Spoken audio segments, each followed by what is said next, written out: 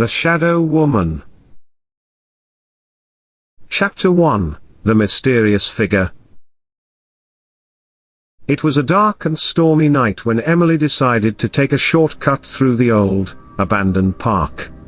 She had always been fascinated by the eerie atmosphere of the park, and she couldn't resist the temptation to explore it at night. As she made her way through the park, Emily heard footsteps behind her. She turned around, but there was no one there.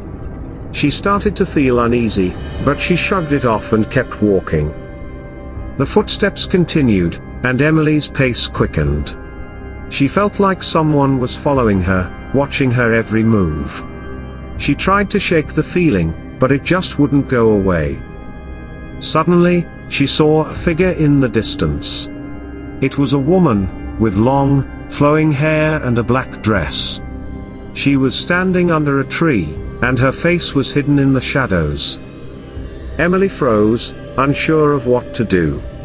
The woman just stood there, watching her.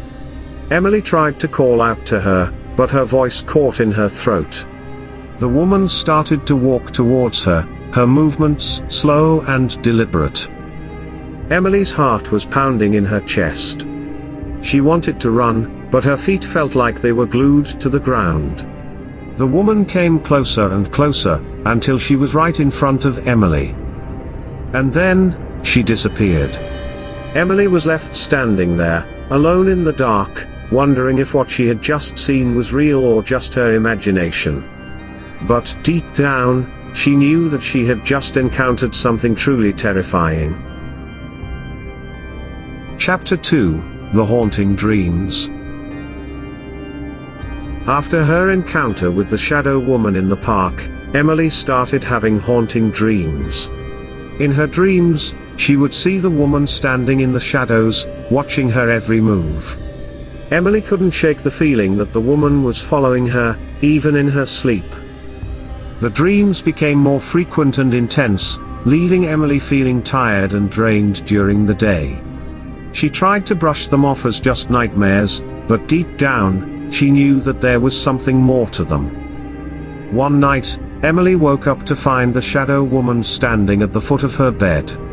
She could see her glowing eyes staring back at her, and she could hear her whispering something in a language she didn't understand. Emily tried to scream, but no sound came out. She was frozen, unable to move or look away from the woman's piercing gaze. The woman slowly started to fade away, until she was nothing but a faint shadow in the corner of the room. Emily was left trembling in fear, unsure of what to do next. She knew that the Shadow Woman was haunting her, but she didn't know how to stop it.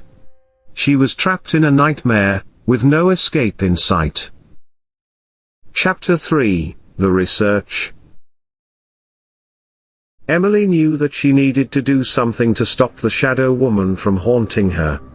She started doing research on shadow people, trying to understand what they were and why they appeared to her. Through her research, Emily discovered that shadow people were often associated with negative energy and were said to be attracted to those who were vulnerable or going through a difficult time. She realized that her recent struggles with anxiety and stress may have made her an easy target for the Shadow Woman.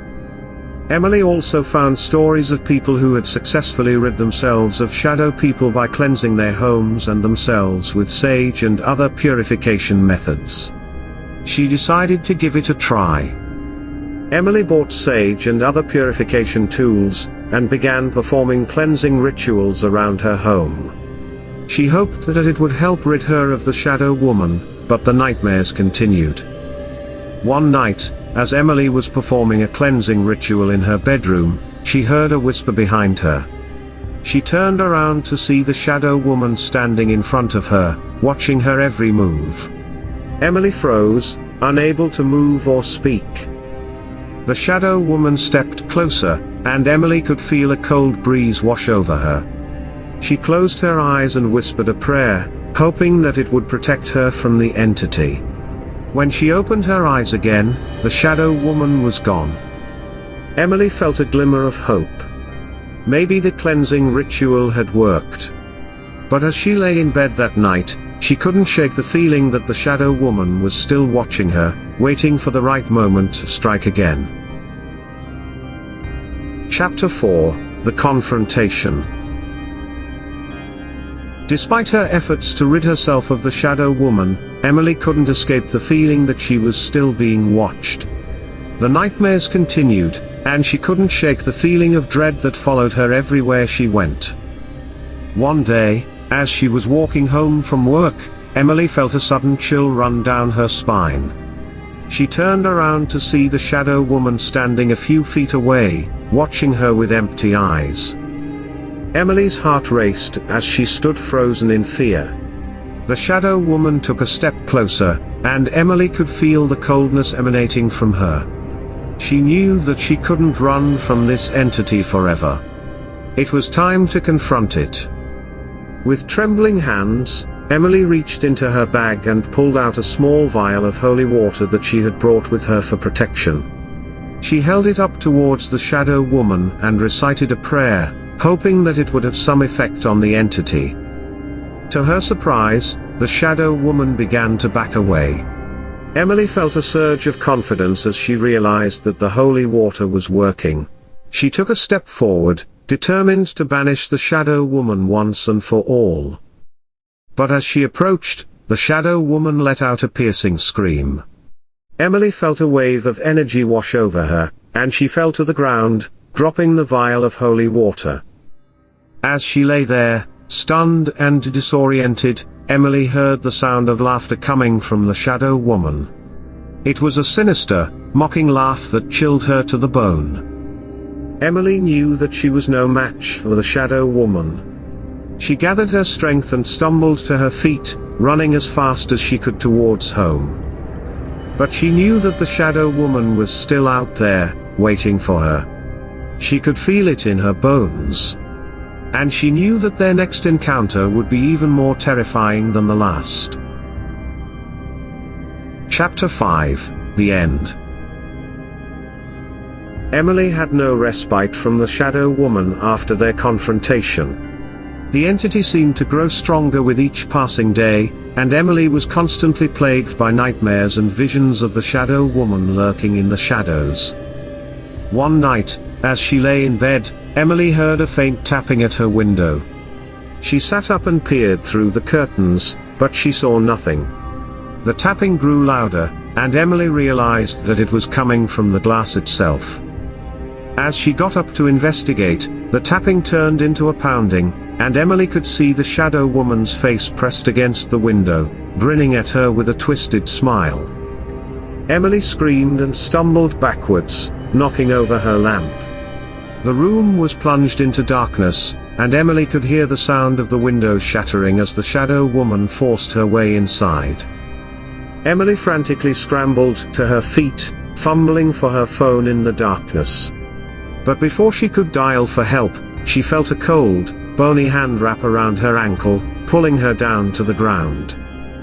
She looked up to see the shadow woman standing over her, its form flickering and pulsating with a strange energy. Emily closed her eyes and prayed for a miracle, but she knew that it was too late. As the shadow woman descended upon her, Emily's world went black.